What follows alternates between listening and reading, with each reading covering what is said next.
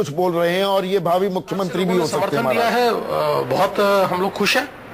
कांग्रेस में जो एनसी अपना चीफ मिनिस्टर है वो पीछे चल रहे हैं, कांग्रेस पीछे चल रही है क्या? देखिए, कांग्रेस के बहुत सारे, राष्ट्रवादी के बहुत सारे मिनिस्टर्स पीछे चल रहे हैं। तो एक प्रकार से जिस प्रकार का उनका बर्ताव रहा है, जिस प्रकार से एरोगेंस जिसको हम कह सकते हैं, राजनीतिक एरोगेंस जो उन्होंने दिखाया, उसका खामियाजा भुगत रहे। सर, अभी बातें आ रही हैं कि बीजेपी शिवसेना साथ में आ सकती है चुनाव के बाद, क्या कहना चाहेंगे? देखिए, अभी तो ऐसे कोई चर्चा हमारी शुरू नहीं हुई। हम पहले दिन से कह रहे हैं कि शिवसेना हमारा राजनीतिक विरोधी नहीं है। राजनीतिक विरोधी हमारा कांग्रेस और एनसीपी है।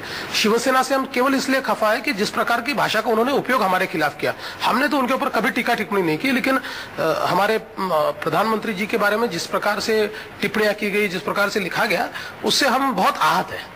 पहली पसंद चीफ मिनिस्टर के लिए आप दिख रहे हैं, तो क्या कहेंगे इसके पर? देखिए, अभी तो मैं इतना ही कह सकता हूँ कि मैं भारतीय जनता पार्टी का महाराष्ट्र का अध्यक्ष हूँ, इससे आगे और कुछ नहीं है। भारतीय जनता पार्टी का जो उचित फोरम है, हमारा पार्लियामेंट्री बॉडी निर्णय करेगा। मराठी में बोलिए। हाँ। तो देवेंद्र फडणवीस बीजेपी अध्यक्ष हैं और नागपुर पश्चिम से आगे भी चल रहे हैं। अकेले दम पर बीजेपी सरकार बनाती नहीं दिख रही है महाराष्ट्र में, लेकिन बड़ी खबर यह है party number 1 single largest party बनती दिख रही है। बीजेपी और शिवसेना के बीच गठबंधन की भी अब अटकलें तेज हो गई हैं। अंदर खाने कुछ बातचीत भी चल पड़ी है। जबकि हरियाणा की बात करें तो अपने दम पर बीजेपी वहां सरकार बनाती दिख रही है। 48 सीटों पर बीजेपी आगे, कांग्रेस 19 पर, आईएनएलडी 20 पर। तो कांग्रेस और आईएनएलडी के बीच कांटे की टक्कर है नंबर 2 पोजीशन के लिए। जबकि महाराष्ट्र में शिवसेना 65 सीटों पर, कांग्रेस 55, एनसीपी चौथे नंबर पर 44 सीटों के साथ एमएनएस खत्म होती दिख रही है। पुरुषोत्तम जी, आपको जोड़ना चाह रहे थे जो बात राहुल। मैं ये कहना चाहता हूं कि नंबर गेम में आप कह सकते हैं कि बीजेपी महाराष्ट्र में जीती है। राजनीतिक रणनीति के हिसाब से देखें तो ये असल में शिवसेना की जीत है, क्योंकि शिवसेना शुरू से ये कहती आई है कि हमारे बिना आप सरकार नहीं बना सकते, हम आपके लिए महाराष्ट्र में इंडिस्पेंसेबल है। और मोदी जी के इतने ताबड़तोड़ चुनाव अभियान के बावजूद, मोदी जी ने जिस तरह का चुनाव अभियान महाराष्ट्र में और हरियाणा में दोनों जगह चलाया, खासकर महाराष्ट्र में, वो तो लोकसभा के चुनाव की याद दिलाता था। उसके बावजूद आज स्थिति ये है कि आप विनोद जी का सुझाव मान के मातुश्री जाएं या ना जाएं, कुछ करें, उनको मुख्यमंत्री बनाएं या ना बनाएं, लेकिन सरकार बनानी है तो उद्धव ठाकरे की आप उपेक्षा नहीं कर सकते। उद्धव ठाकरे ने यह महत्वपूर्ण राजनीतिक जीत हासिल की। और एक मिनट संदीप, लगातार हरियाणा के बारे में भी कह दूं, चूंकि आपने हरियाणा पर मैं आता हूं सर। आपके मैं एक वाक्य कहना चाहता हूं जी। महाराष्ट्र कांग्रेस का यह सौभाग्य है कि श्री रॉबर्ट वाड्रा हरियाणा में सक्रिय थे, महाराष्ट्र में नहीं थे। अब रागिनी इस बात पर भी कहना चाहेंगे, लेकिन इस वक्त बड़ी खबर जो आ रही है वो ये कि महाराष्ट्र में अपने दम पर बीजेपी सरकार बनाती नहीं दिख रही है, लेकिन सबसे बड़ी पार्टी बन रही है। शिवसेना से गठबंधन की बातें भी जोर पकड़ने लगी हैं। और अभी हमने एक बयान सुनवाया था देवेंद्र फडणवीस का, उनसे एक्सक्लूसिव बातचीत की मेरे सहयोगी अमित ने। सुनिए देवेंद्र फडणवीस ने क्या कहा। मधुर का दावा है कि इंतजार करना पड़ेगा और इसके बाद बहुमत मिल जाएगी। अभी जो महाराष्ट्र के बीजेपी अध्यक्ष हैं देवेंद्र फडणवीस भी यहाँ पर आ चुके हैं, हम उनसे बात करने की कोशिश करेंगे, लेकिन रुझान जो है वो बहुत अच्छे संकेत नहीं दे रहे हैं और कहीं ना कहीं थोड़ा सा नंबर जो है छूट रहा है। देवेंद्र फडणवीस से बात करेंगे।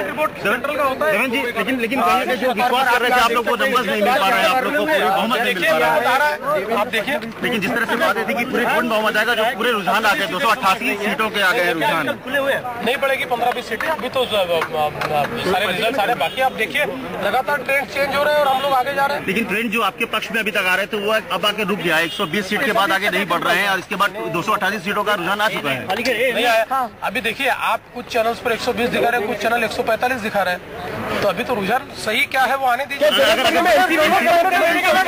समर्थन लेंगे, समर्थन लेने का अभी अपने बलबूते पर सरकार बनाएंगे, इस विश्वास के साथ बैठे। लेकिन दीजिए, उसके बाद उसको मुख्यमंत्री बनने के लिए तैयार है। बहुमत की बात करें, मुख्यमंत्री बनने के लिए तैयार है आप? बनने तो दीजिए। क्या ये हमारे, देखिए हमने पहले ही ये कह दिया है कि सेना कोई हमारी राजनीतिक विरोधी नहीं है। कांग्रेस एनसीपी हमारा राजनीतिक विरोधी है, लेकिन इसके साथ जाना नहीं जाना ये तो नंबर्स के ऊपर डिपेंड करेगा। और मुझे लगता नहीं क्या फडणवीस अगले मुख्यमंत्री हो सकते हैं? मुख्यमंत्री हमारा सेंट्रल पार्लियामेंट्री बोर्ड तय करेगा। आप जाएंगे, आप अभी वाले हो क्या वहाँ पे? आप जाएंगे काल तुमच्या बाजूने काय सांगा तुम्ही? असं आहे की माननीय मोदीजी अब इंतजार है, हालांकि वो ये कर रहे हैं कि ट्रेंड जो है बदल रहा है, लेकिन कहीं ना कहीं चिंता जो है उनको दिख रही है। लेकिन ये भी दावा है, एक संकेत भी उन्होंने दे दिया कि हमने कभी नहीं कहा था कि शिवसेना जो है राजनीतिक दुश्मन है, और एक तरह का एक संकेत है। शिवसेना की तरफ से भी इसी तरह के बयान आ रहे हैं, थोड़ा सॉफ्ट कॉर्नर आ रहा है, जो ये बताने को काफी है कि जो ट्रेंड्स हैं वो किस तरह से राजनीतिक हालात यहाँ बदलेंगे, उसके बाद जो चीजें होंगी बदलेंगी। लेकिन अभी भी उम्मीद कहीं ना कहीं बची हुई है कि जो ट्रेंड है वो थोड़ी देर में हो सकता है बदले भी, और पूरा जो नतीजे आने के बाद ही स्थिति स्पष्ट होगी। लेकिन दावा अभी भी है या उम्मीद अभी भी है कि बीजेपी को बहुमत मिल जाएगा। कैमरामैन अजीत के साथ अमित कुमार, मुंबई, न्यूज़ 24।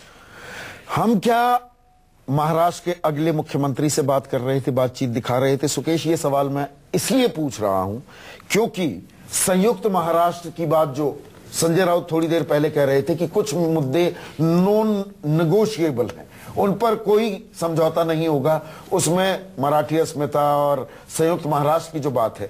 देवेंद्र फडणवीस नागपुर से आते हैं, विदर्भ का इलाका है, विदर्भ को अलग राज्य बनाने की पूरी पैरवी कर रही है बीजेपी। ये बातें किस तरह से प्ले आउट करें? थोड़ी देर के लिए इस सवाल को अलहदा कर दीजिए सर जी। अभी जो आज के जो रुझान है अभी के, वो महाराष्ट्र की राजनीति को नए सिरे से परिभाषित कर रहे हैं। पहली बार ऐसा दिख रहा है कि नरेंद्र मोदी और अमित शाह की जुगल जोड़ी जो है उनको एक सेटबैक लगा है। आप कह सकते हैं कि अकेले जाके उन्होंने एक कदम ऐसा उठाया और बीजेपी को वहां बड़ी पार्टी बना दी, लेकिन एक सेटबैक जरूर है। जिस लेवल पे कैंपेन हुआ था और जिस लेवल पे उन्होंने सोचा, 45-46 सीटों से अगर 121 पर आ रहे हैं, मैं तो इसमें भी आप इसको दोनों तरीके से देख सकते हैं। आप सेटबैक इसलिए कह सकते हैं कि जब आप अपनी सारी शक्ति लगाते हैं और आपका असेसमेंट ये होता है कि हम अपने दम पे सरकार बनाएंगे और अब आपको मातोश्री जाने की जरूरत पड़ती है, तो कई बार इसको सेटबैक के तरीके से लिया जाएगा। इसका दूसरा पहलू ये।